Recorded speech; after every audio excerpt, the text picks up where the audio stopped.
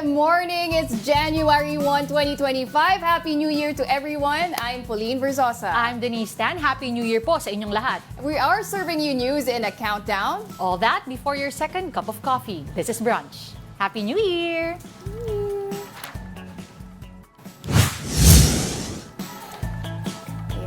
Before we go to our top 10 story and before we start with our countdown, unang-una batiin muna natin pala ng Happy New Year lahat ng mga brunchies. Oo. Diba, brunchies tawag kasi sa mga loyal viewers ni Diego and ni Angela. Papahinga muna sila this January 1st. So pansamantala muna tayo nga hahalili sa kanila.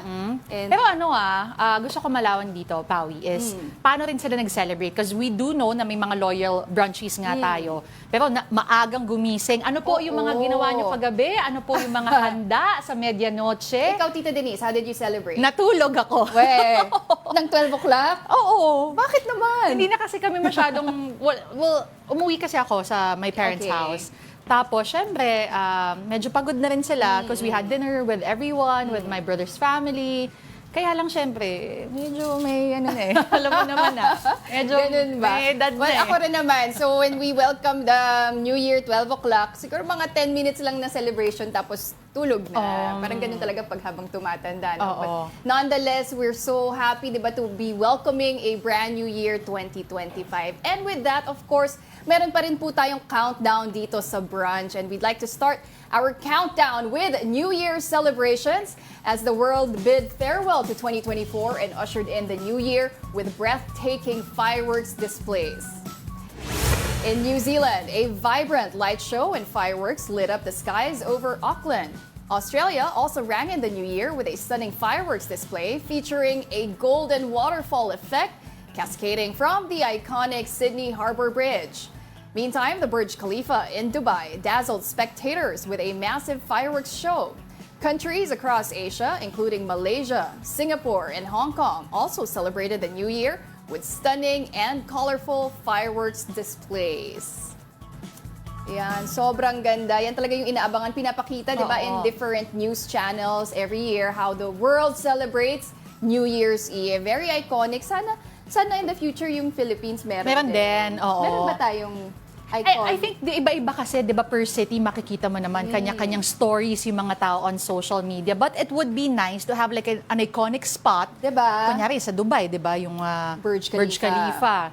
Ganyan. So, sana abangan natin in the future, malay natin magkaroon din tayo ng ganyan. Pero I heard, patok na patok daw yung celebrations last night in different, sabi mo, cities. Meron sa BGC.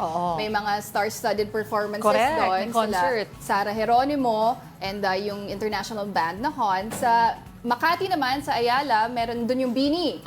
Doon din yung Bini. And then sa Quezon City Memorial Circle, may ilang ding performers, mga banda. Nandun yung mojo natin kagabi, si RR2BC, sabi niya, rak-rakan daw talaga sa QC Circle. Si Brian Basa naman nasa BGC. At, tapos nakakatawa because we had him on Afternoon Delight. Yes. Tapos sinasabi niya talagang natulog siya, nag-ready siya kasi mahaba ang coverage daw yon. At nakita ko rin yung mga post ng mga netizens, mga kapatid natin, na talagang sandamakmak yung tao.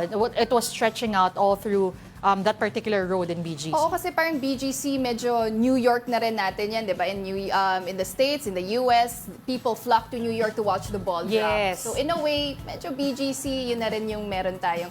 I heard they had a fireworks display na parang 10-minute firework display rin ata yun. So it's very nice. Sana magkaroon tayo ng iconic na, yun nga, yung celebration para ma-feature na rin tayo sa mga Pero saan kaya? Saan world kaya, celebrations. Saan kaya pwede? Ako Baka sa Manila. Luneta, gano'n. Diba? Oo. Why not? Oo, pwede naman. Para tatak talaga yan. Pinoy. All right, let's move on with our countdown. Okay, coming up at top 9, over 500,000 pieces of illegal firecrackers were confiscated as of yesterday. The National Police said that amounts to more than 2.5 million pesos. Meanwhile, 34 people were arrested for possession or sale of illegal firecrackers, most of whom are from Calabarzon region, followed by Metro Manila. Okay, so ayan na nga, 520,000 na mga illegal na paputok. Marami pa rin, no? Ano pa rin yung mga illegal na yan. And nakakalungkot kasi actually this year, tumaas pa yung bilang ng mga injuries ng mga firecracker-related victims. So kahit dito na, no, illegal na nga yung mga paputok na yan, meron pa rin mga pasaway na tumatangkilik na mga paputok. So, hindi, tsaka actually, just going back to what you said, yung firecracker or fireworks-related injuries, kahit mga 2-3 days bago yung bagong taon, ang dami nang reported, over 100 already. So, hopefully, hindi yan lumobo, no, after the New Year's celebration last night. Pero, again, ang point naman kasi ng pagpapaputok is welcoming a brand new year, new beginning, at pagpaalis ng mga malas daw, yung ingay. Yes. 'Di ba? So sumunod na lang po tayo. Hopefully, para wala ring masaktan at syempre hindi din pumapahamak at syempre yung mga nakuhanan niyan. Oo, itong mga illegal kasi na to. So actually meron naman yung mga legal, 'di ba? Yung mga binebenta, yung mga may license. So it's good na rin na the police was able to crack down on these illegal fireworks kasi ito yung mga delikado hindi mo sure baka sumabog, 'di ba? Makakos pa ng sunog. And pero hindi ba maraming ma-injure? Tignan mo yung, 'di ba, they're making sure na wala na makagamit. Hindi ba ang SOP dapat binabasa yung mga firecrackers?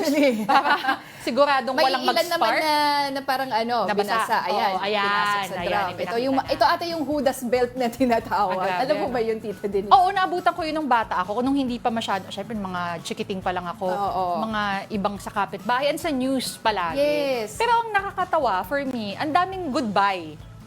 Goodbye COVID, goodbye Philippines. At yung iba, basta, ayoko na rin banggitin. Pero ang daming goodbye version ng mga paputok. Yun talaga actually yung mga delikado at mga nakakatakot. So, for people na siguro nalungkot na hindi nila mabili itong mga paputok na talagang explosive, that's for your own safety na rin naman. So, kahit papano, di ba, hindi man sobrang magarbo nung fireworks nyo, it's for your safety nga and to ensure na rin that your family stays safe during the New Year celebration. Kumpleto naman ang daliri mo Oo. Mas okay na siguro yung nakapag ka na lang, lucis ka na lang, Tama. Or yung mga sparklers, okay na yun. Alright, let's move on with our countdown.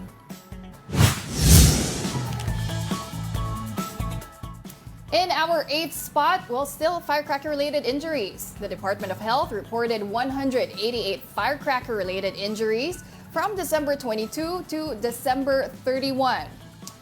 This is a 52% increase from the 124 cases recorded during the same period in 2023. Of the total cases, 152 victims were 19 years old and below, while 36 victims were 20 years old and above.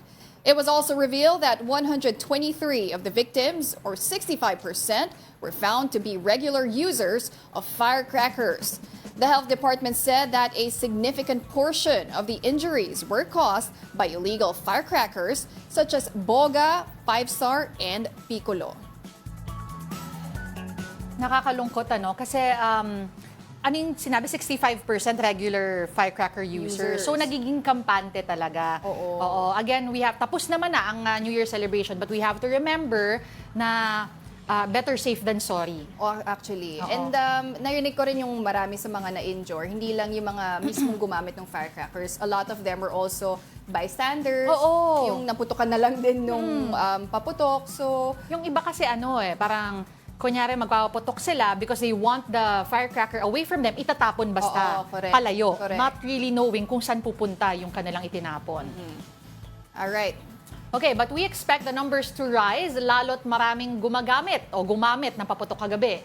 And to check the situation on that, we have our mobile journalist, Kayla Macantan, to provide us updates from the Jose R. Reyes Memorial Medical Center in Manila following the New Year celebrations. Hi Kayla, Happy New Year! Ilan ba o gaano karami yung tinakbo dyan sa Jose Reyes Medical Center?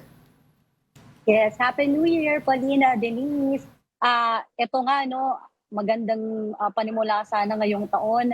Yung maingay kagaya ng mga nabanggit nyo para yung blessing ituloy-tuloy din at good vibes lang. Pero yung ibang kapatid kasi natin, mas pinili na gumamit ng mga firecracker. Kaya naman dito sa JRRMC, umabot ng 83 as of 10 a.m. yan. Yan yung kanilang latest update. Umabot na 83 yung mga itinakbo dito na firecracker-related injury at karamihan dito, dahil nabanggit din ninyo kanina, nabanggit ni Denise, yung iba hindi talaga user kasi ang bilang ng active ay 28 lang. At yung 55 na mas mataas na bilang, yan yung passive, yan yung mga nanonood lang, napadaan, kagaya nung isang kaso na naikwento sa atin ng mga guard, no? Kasi gabi nung itinakbo yung 10 years old lang na bata na sana pauwi lang, naglalakad, tapos sakto nga natumba daw yung fountain. O, yung fountain naman ay, sa pagkakaalam ko ay legal yon, pero delikado pa nga rin kasi siya.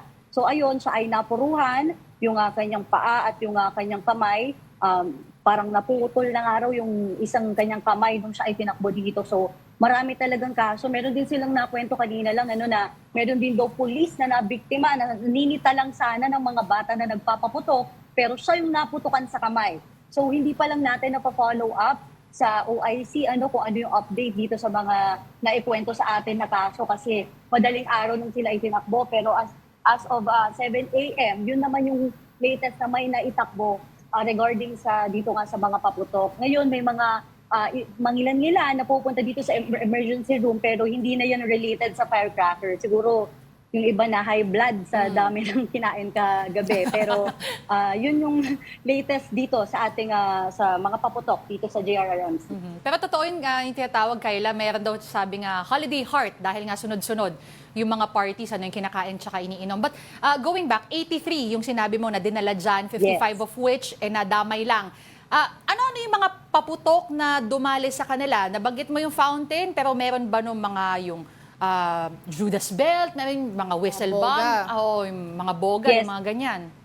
Oo, sa data ng JRMC, ang pinakamataas talaga na ginagamit ng mga nabiktima itinakbo ay yung mga improvised, unknown. So ito yung mga kanya-kanyang gawa lang sa bahay na hindi talaga nila binili. Ito yung mataas, para nasa 31 yung bilang ng unknown. Sumusunod dito yung 5-star, yung triangulo, at yung pangatlo yung ping pong, which is hindi ako aware masyado kung ano bang uri yun ng paputok. Pero ayun nga, kasi yung pinapaalala, kahit na merong mga legal, merong mga license talaga, talagang delikado pa rin, lalo na nga kung may ibang mga madadamay, kagaya ng mga nanonood lang. At meron din tayong, parang ito ay related din sa patukan, pero hindi siya directly natamaan, parang lumalayo pero nabagok.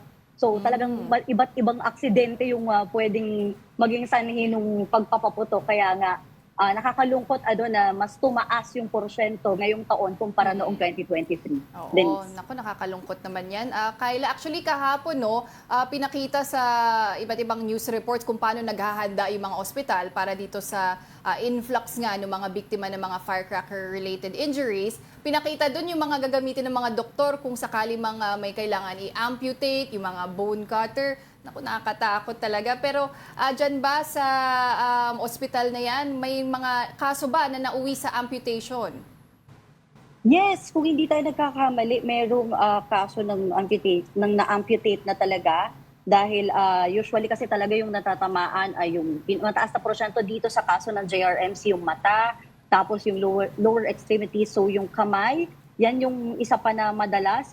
Pero sa let me check lang yung bilang mismo. Pero kung hindi ako nagkakamali, mas mataas yung hindi naman na-amputate. Siguro mga hindi tataas sa 10 yung bilang nung tuluyang in-amputate, dahil naisalba pa naman yung sa iba. Pero kasi meron pang itinakbo dito na parang naka-costume pa siya, na parang lalaki siya pero naka-costume siya, na meron siyang hinaharap, nakadress siya.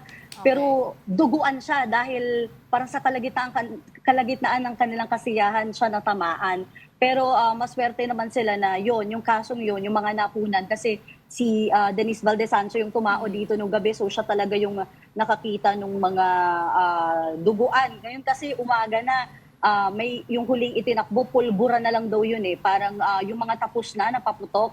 So yun delikado din, paalala natin, kasi minsan yung iba, may ibang bata na kagaya ng piccolo, yung pinupulot nila kasi iniisip gamit na, pero biglang may biglang sasabog pa. May mga ganong instances sa mga paputok. Kaya yun din yung isang pinapaalala nila dito sa ospital.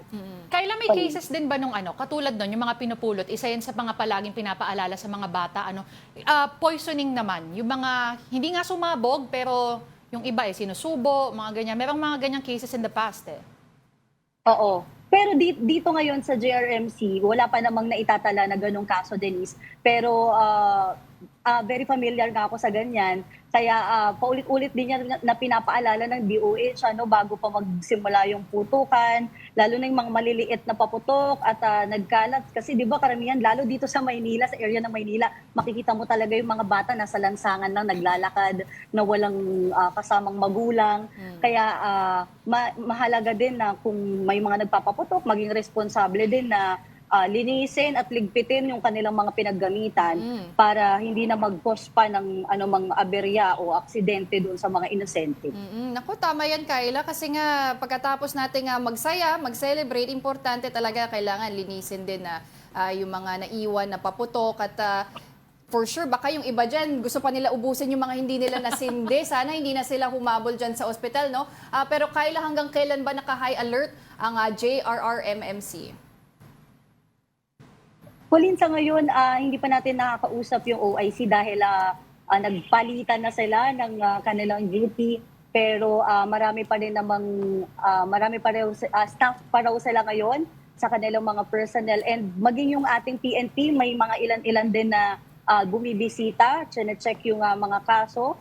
At yung security naman, nakausap natin yung mga gwardiya din dito sa labas. Talagang maigting din kasi kami din, hindi din kami masyado, binabantayan din kami. So assured naman yung security at yung yun naman yung sinisiguro din ng ospital, no, yung kagamitan, yung mga tao, talagang ma-accommodate lahat ng pupunta dito sa JRRMC. Pauline. Alright, maraming salamat para sa report na yan at Happy New Year sa'yo. That was our mobile journalist, Kyla Macantan. And coming up, the Dr. Jose Fabella Memorial Hospital in Manila welcomes its New Year babies. And how does PAOK plan to go after Pogos that continue to operate despite the blanket ban? We're just getting started. More of our top 10 news when Brunch returns. Keep it here on One News.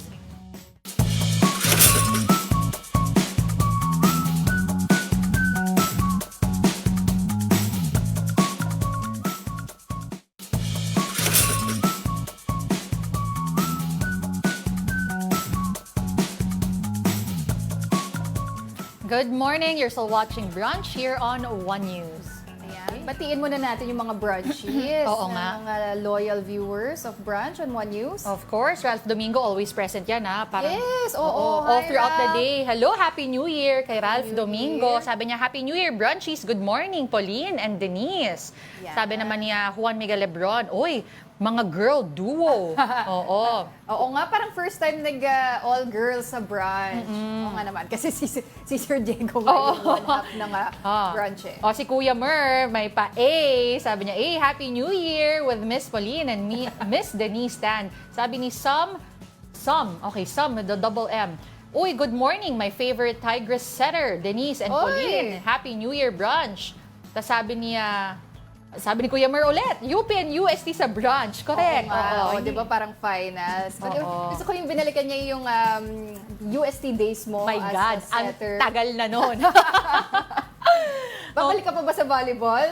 Babalik ka ba? Balik natin yung 2010. Pwede naman. 2010. Oo, Why pwede not? ganun ang Again, you can join in the conversation and the fun by commenting po dun sa ating mga live, whether it be on YouTube, Facebook, or on TikTok. Alam ko nasa TikTok na rin tayo, di ba? Oo. Okay, now we move on Okay na tayo? Oo, yan. Let's move on to another story. Now this one, placing at the 7th spot, the remains of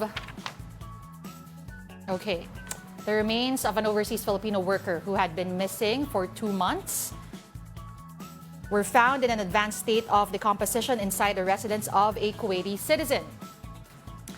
This was confirmed by Foreign Affairs Undersecretary Eduardo De Vega on Tuesday, December 31. De Vega said the body's advanced decomposition suggests the death occurred 2 months ago. The alleged perpetrator, reportedly turned in by his own brother, had a history of drug use and was described as incoherent during questioning. The Philippine government is in contact with the victim's family and is coordinating with the Kuwaiti authorities. There have been multiple incidents of Filipino deaths in Kuwait over the years. In 2023, Julie Biranara was found burned in a desert. In 2018, Joanna de Mafelis was brutally murdered with her body stuffed in a freezer by her employers. In 2019, Constancia Lago Dayag died after suffering severe abuse from her employer. And later that year, Jeneline Villavende was killed by her female employer out of jealousy. Actually, alam mo, Tita Denise, lahat ng mga incidents na nabanggit mo, no, from 2018, 2019, it already led dun sa isang ban ng deployment ng Filipino workers sa Kuwait. Back in February 2018, dahil nga na-alarma na, no, dahil bakit ang daming namamatay na OFW sa Kuwait. Pero after some talks, parang na-lift din yung ban eventually, just a few months after, nung May 2018. Pero nakakalungkot dyan, ito na naman, may nabalitaan tayong OFW na nabiktima dyan sa Kuwait. At mukhang 2 months ago pa nangyari yung, hindi ko alam kung murder, hindi pa malinaw kasi. But what they know is nag-decompose na yung body, nahanap doon sa parang garden. May tinitingnan daw kasi ng public prosecutors dyan sa Kuwait to charge a couple with concealing premeditated murder because the body was recovered by authorities from the couple's garden dyan sa Saad Al-Abdullah Jara. May intent kasing itago, diba? Tsaka ang nakaka-alarma pa dyan, of all the cases we mentioned, from 2018 nga up until the most recent one, brutal Medyo, the brutality is very evident in all of those cases. And yun pa nga lang si Jeneline Villavende, di ba? Killed by her female employer out of jealousy. Naku, nakakatakot naman para sa mga OFW natin, ano? So hopefully, magawan agad ng paraan yung investigation para, of course, to bring to justice yung responsible para sa crime na yan. At of course, our hearts go out to the family of course, the victim ng OFW nito na nahanap na sa Kuwait. All right, let's move on with our countdown.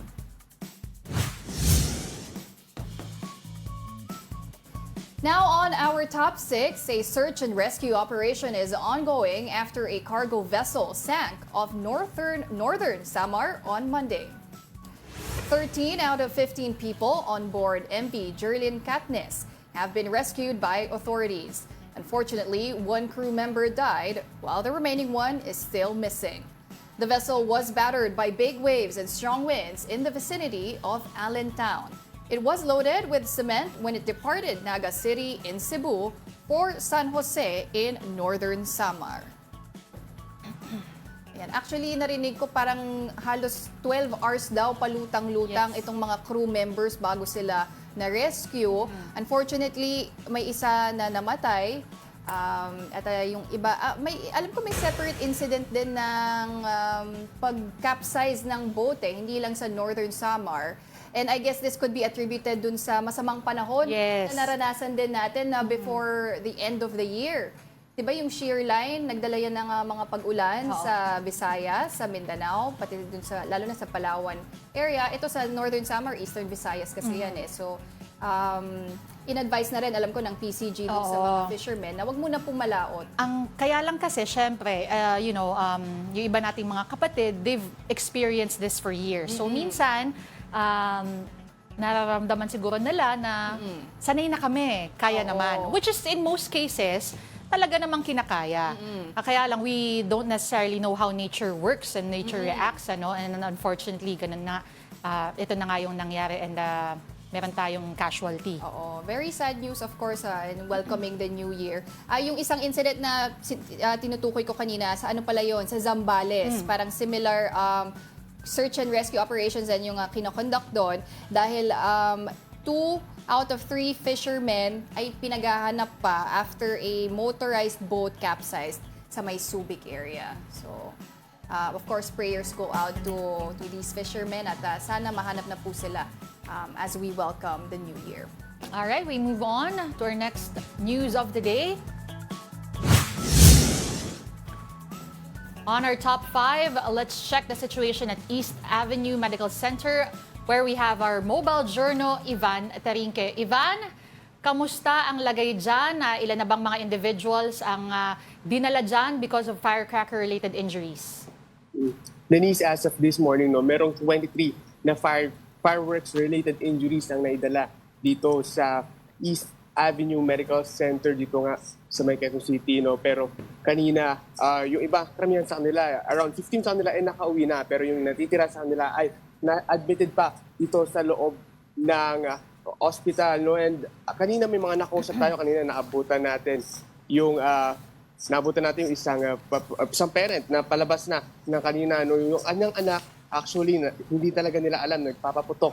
Ano? Pero kanina, ang sabi niya, nagulat na lang sila, biglang umiyak yung kanyang anak at tumakbo sa kanila. Yun na pala ay naputukan na or nasabugan na, napaputukan na ng pinagbabawal nga ng whistle bomb. Karamihan kasi ng mga fireworks-related injuries dito ay kasama pa rin yung mga pinagbabawal na paputok. Denise. Ivan, dun sa 23 na dinala dyan, majority ba doon ay sila mismo yung nagpaputok o sila ay bystander lang, nadamay lang? Yes, Denise, halo-halo yung mga dinala dito sa East Avenue Medical Center. No? Kanina, mayroong mga nagpaputok, mayroon naman yung iba nanonood lang at nadamay lang. Talaga, no, isa nga dito kanina nakwento nung isang nanay na nakausap natin. No, yung kanyang anak, lumabas lang after kumain ng hapunan, no, lumabas lang para manood ng fireworks sa labas ng kanilang bahay. At maya-maya nga, biglang umiyak. At yun nga, natuluan ng alcohol, no, galing dito nga sa boga na talagang ipinagbabawal hanggang sa ngayon. So kanina nakita natin mukha hanggang kanyang leeg ay talagang nakita natin at lapnos yung kanyang balat. Kaya naman galing pa silang Laguna. So bumiyahe sila ng ilang oras kagabi papunta dito sa East Avenue dahil wala daw burn specialty sa may Laguna, kaya dito sila nirekomenda.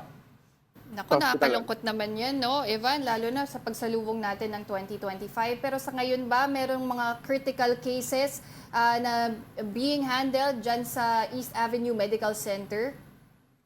Yes, Pauline, ang isa sa pinakamalala talaga, no, kanina nakuha natin, may isang around 5-year-old na bata na naputulan ng daliri. No? Isa yun talaga sa critical na naitala na record dito sa East Avenue Medical Center. No? So patuloy natin inaantabayanan kung ano pa yung maging update dahil inaantay pa natin yung official statement ng hospital, no? And yung latest na count dahil syempre kagabi parang 11 lang, no? Around 7 p.m. 11 lang, pero ngayon pag umaga pagdating natin dumagdag. Pero sana naman ay konti na yan at hindi na madagdagan yung bilang na ito ngayong araw. Evan, tama ba yun? Mas marami nga yung mga batang nasugatan o na-injure ng mga firecracker-related injuries?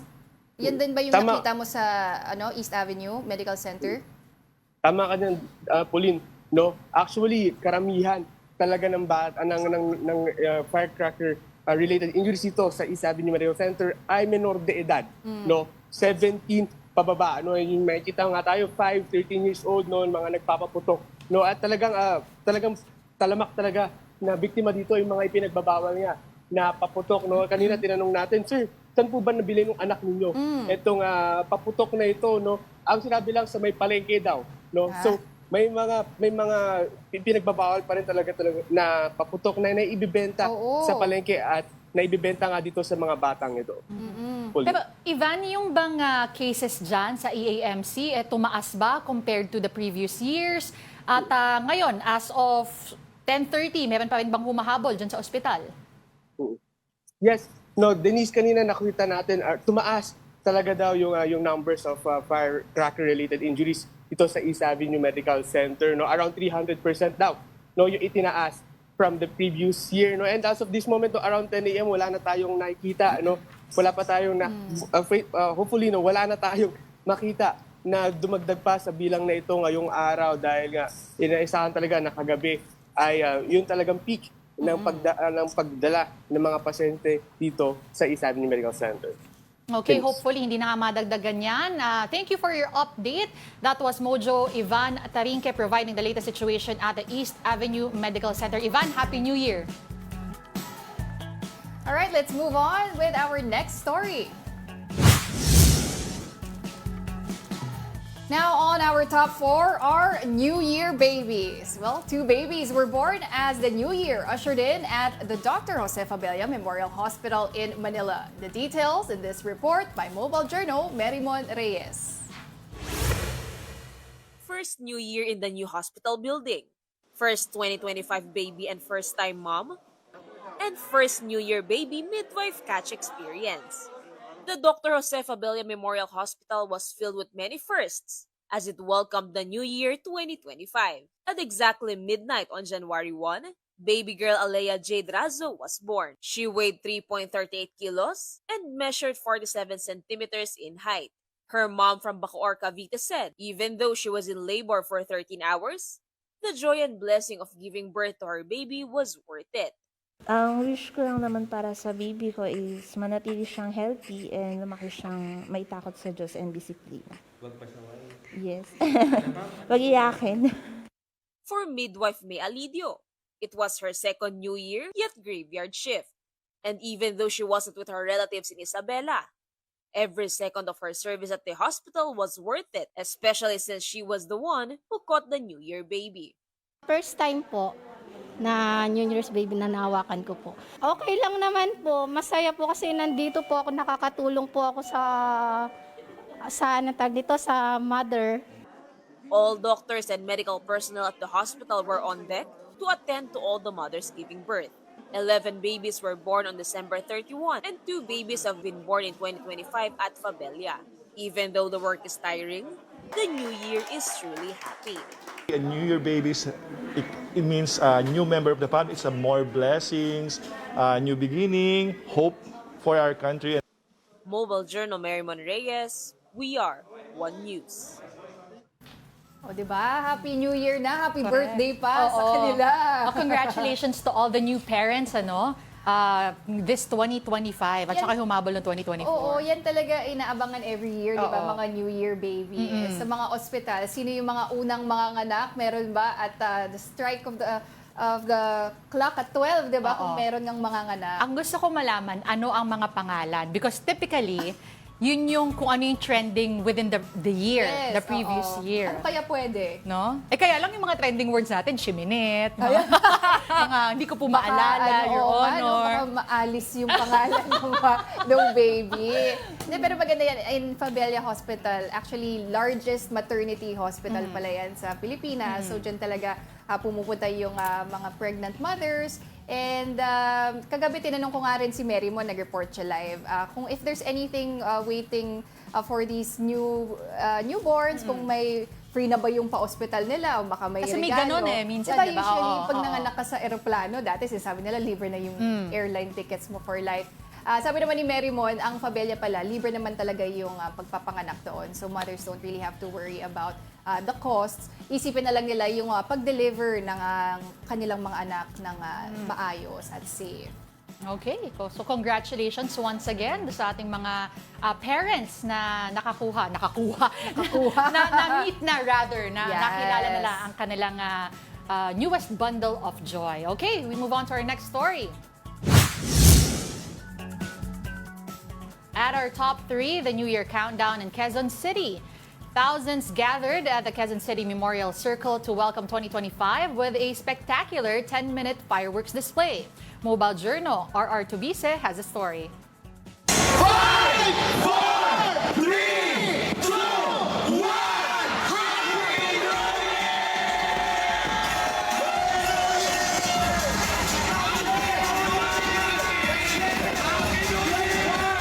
A 10-minute fireworks display greeted the attendees of the New Year countdown at Quezon City Memorial Circle earlier.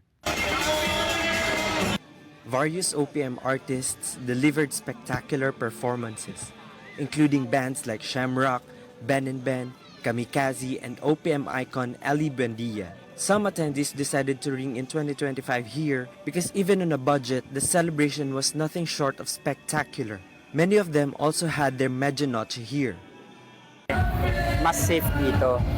Walang nagpapaputok, walang maingay na mga motor. At the same time, secure tayo kasi maraming kapulisan. This is our second time na mag-New Year dito.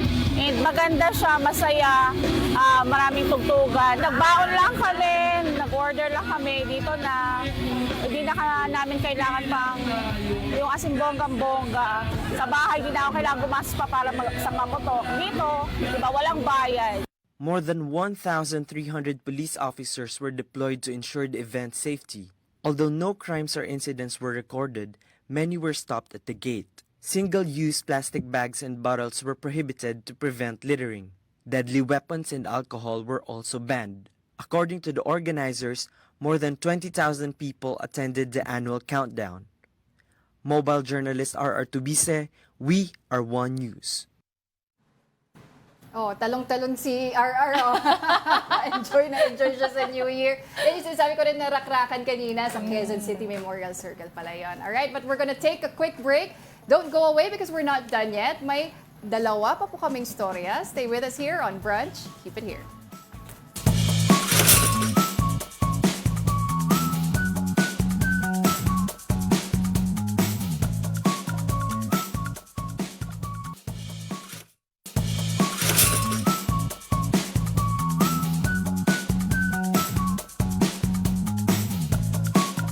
Welcome back. You're still watching Brunch here on One News. Ayan, Tita Denise, kanina nakita natin sa Quezon City Memorial Circle. Grabe yung celebration for New Year's Eve. Si RR talon ng talon. Rakrakan nga daw, di ba? At kitang-kita natin yung pag-rock and roll niya doon. Yes, pero narinig ko, sa Taguig naman, hindi rin po sila nagpahuli as another New Year celebration was held in BGC. And our mobile journalist, Yeda Pascual, has that story. Dumagsas sa Bonifacio Global City Taguig ang mga kapatid nating nakiparty at nag-celebrate kagabi sa NYE at the 5th on New Year's Eve countdown. Dinaluhan ng mga bigating artist ang event, tulad nila Juan Carlos Labajo, Rico Blanco, K-pop group na ITZY, electronic duo na Hon, at ni popstar royalty Sara Geronimo. Pero bukod sa mga bigating artist, inabangan din ang makulay na fireworks. 7:30 p.m. sinimulang buksan ang gates sa 5th Avenue at pasado alas 8 na ng gabi nagsimula ang event. Pero as early as 3 p.m. ay may mga nakaabang na sa paligid ng venue. Para sa ibang pumunta, gusto nila na maiba naman sa usual na celebration sa bahay.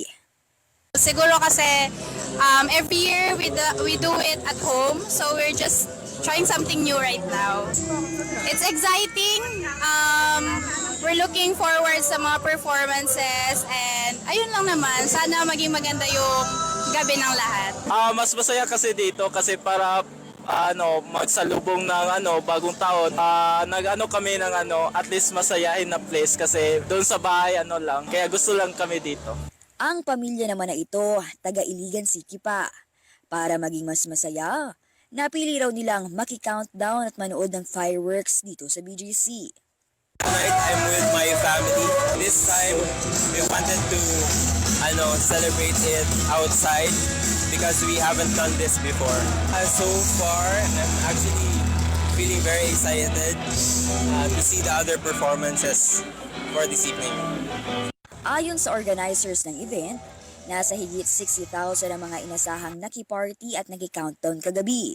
Di hamak na mas marami kumpara last year na nasa 50,000 attendees. Pagdating sa traffic, kontrolado naman ng 34 personnel ng Traffic Management Office ng lungsod ng Taguig. Wala namang napaulat na kaguluhan. Sa katunayan, may 2,000 security personnel sa paligid ng venue. At bawat kanto, mayroon ding nakaantabay na mga medic stations. Ang event nagtapos sa countdown at makulay na fireworks display. Mobile Journal Yeda Pascual po. Happy New Year, mga kapatid! Oh, diba? Napakaganda talaga ng mga celebrations natin for New Year. And yung natutuwa ako, Tita Denise, kasi naalala ko pa rin yung mga times ng pandemic na wala talagang New Year revelry sa labas. Correct. At least now, may option yung ating mga kapatid na to celebrate with everyone. Yes, Tsaka bago na hindi kailangan na may risk dun sa mga paputok na sila mismo yung gumagawa, but just being alongside people who also are excited for the new year. Nakakatuwa talaga. All right, let's move on with our countdown.